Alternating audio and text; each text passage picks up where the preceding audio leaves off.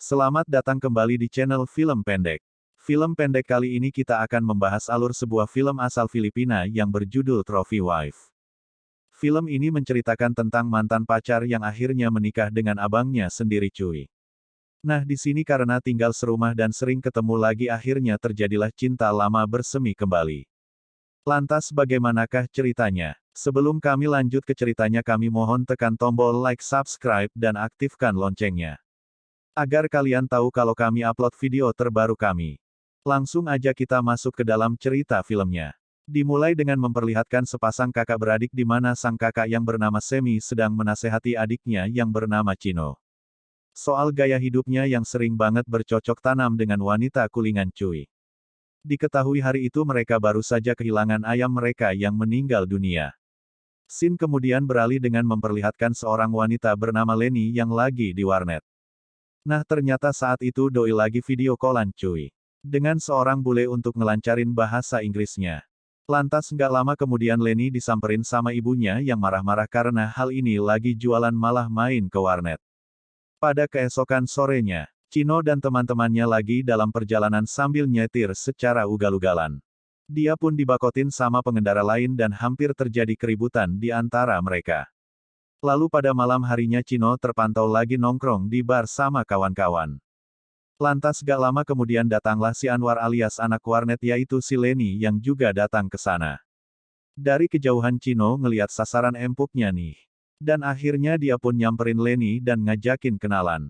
Mereka pun mulai ngobrolin kesibukan masing-masing dan makin lama obrolan mereka makin seru nih cuy.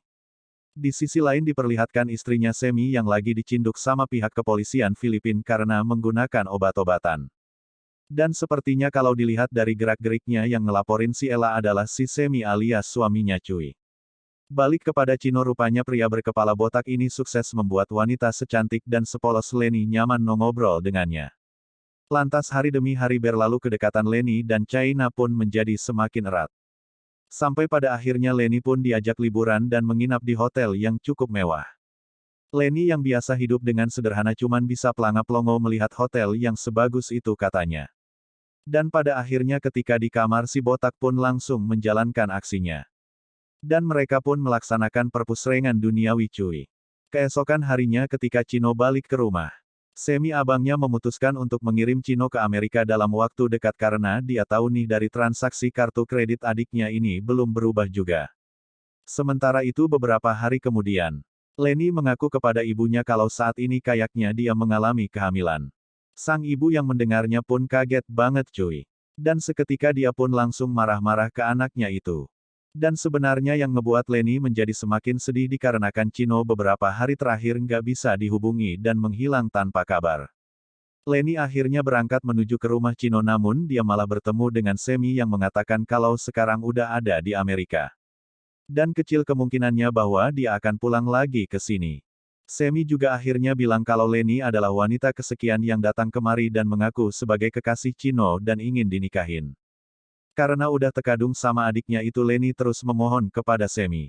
Namun dia sama sekali nggak peduli dia pun akhirnya menghadang mobil Semi dari depan. Namun sama sekali sistem ini nggak peduli cuy. Dia lalu nubruk dan melanjutkan perjalanannya lagi. Leni akhirnya dilarikan ke rumah sakit dan kandungannya dinyatakan telah gagal.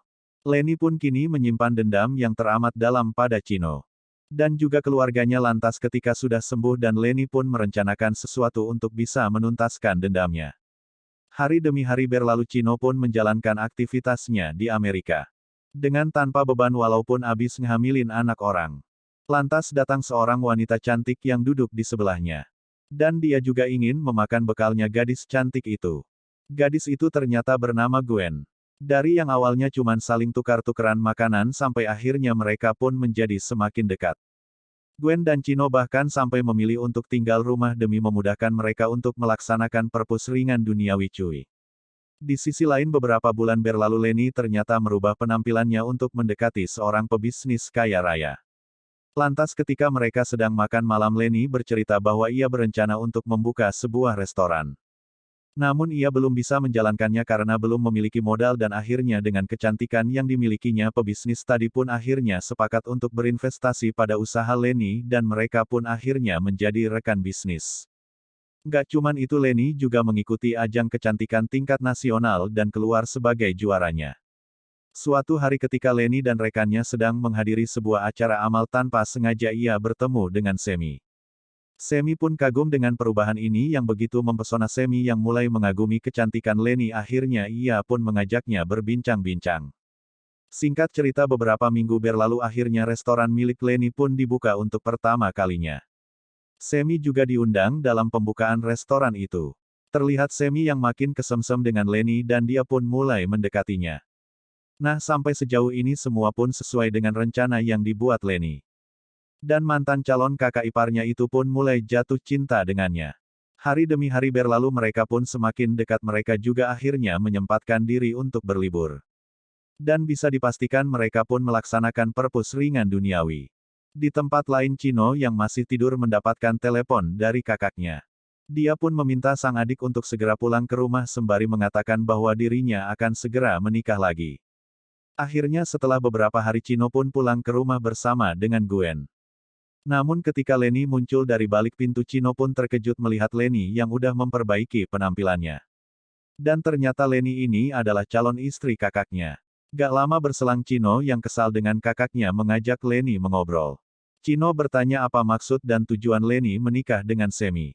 Chino menduga bahwa Leni hanya ingin mengincar harta milik keluarganya. Nah, tanpa diduga akibat percakapan itu membuat Leni menjadi tersinggung. Dan itu sampai ingin membuatnya pergi dari rumah Semi. Saat itu ketika Leni sedang mengemasi barang-barangnya, Semi muncul dan menghentikan niatan Leni sembari berkata bahwa ia akan menasehati adiknya. Dengan tegas dia pun terus meyakinkan Leni untuk tetap stay di rumahnya. Dan dia bilang urusan Chino akan segera terselesaikan. Suatu hari Gwen dan Leni bertemu di sebuah restoran. Dan dari sini terungkaplah sebuah fakta bahwa sebenarnya Gwen dan Leni memiliki hubungan saudara cuy. Nah, rupanya Gwen dijadikan umpan di Amerika untuk mendekati Chino di sana cuy. Namun entah ada angin apa, Gwen tiba-tiba berniat untuk membatalkan janji mereka soal balas dendam kepada Chino. Gwen juga memintanya untuk move on lalu memaafkan kesalahannya. Agar pernikahannya dengan Semi bisa terus berlangsung. Lagi pula harta juga sudah dia dapatkan dan tentunya derajat orang tua pun juga udah terangkat.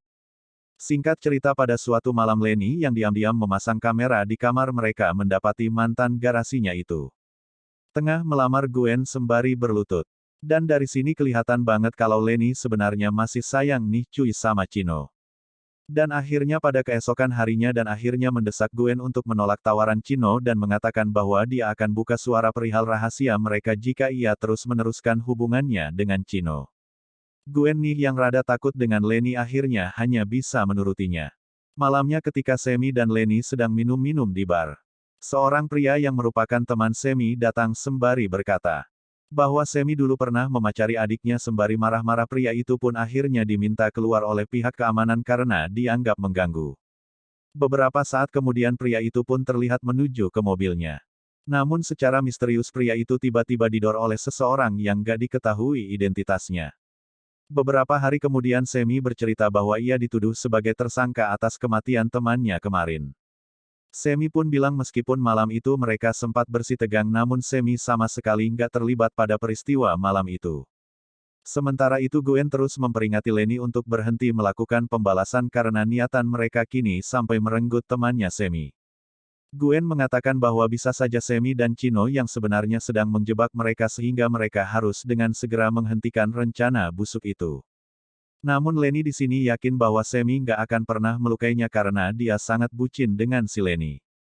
Suatu malam ketika Chino berada di bar, Leni menghubunginya dan mengatakan agar Chino segera menemuinya.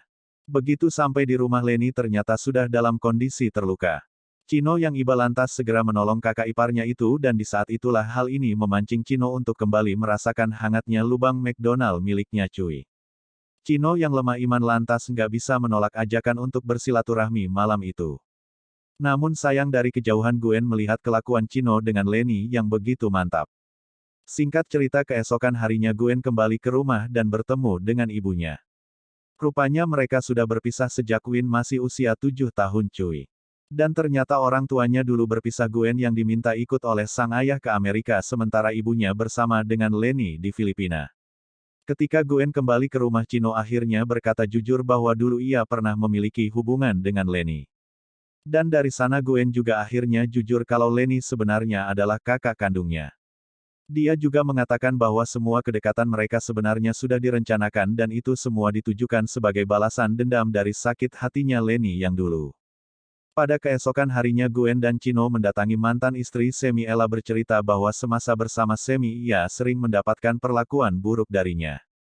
Bahkan obat yang malam itu ada itulah hasil pemberian Semi. Dia juga akhirnya menceritakan sebuah tempat di mana dulu Semi sering berlaku kasar dengannya. Di lain sisi terlihat Lenny dan Semi yang baru saja sampai di sebuah rumah yang cukup jauh dari perkotaan. Rumah itu layaknya sebuah villa. Lenny sebenarnya memiliki firasat yang mengganggu pikirannya. Dikarenakan villa yang begitu sepi dan jauh dari kota dan ternyata nggak beberapa lama kemudian. Semi pun akhirnya menunjukkan taringnya yang sebenarnya. Lantas ketika Lenny berhasil melawan Semi, dia pun segera kabur dari rumah itu.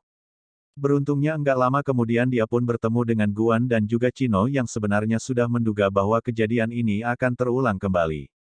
Chino kemudian segera menuju ke rumah rahasia Semi dan mencarinya.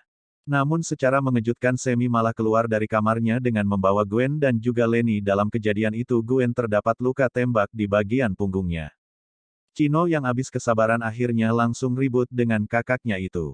Sampai akhirnya saya Semi pun berpulang ke dunia anime di tangan adiknya itu cuy. Singkat cerita beberapa bulan kemudian saat putusan dibacakan di muka persidangan, Chino terbukti memulangkan sang kakak ke dunia anime.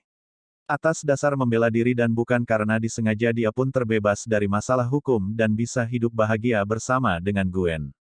Sementara itu Lenny melanjutkan perjalanannya ke Amerika untuk mengusir rasa rindunya dengan sang ayah dan setelah itu film pun selesai.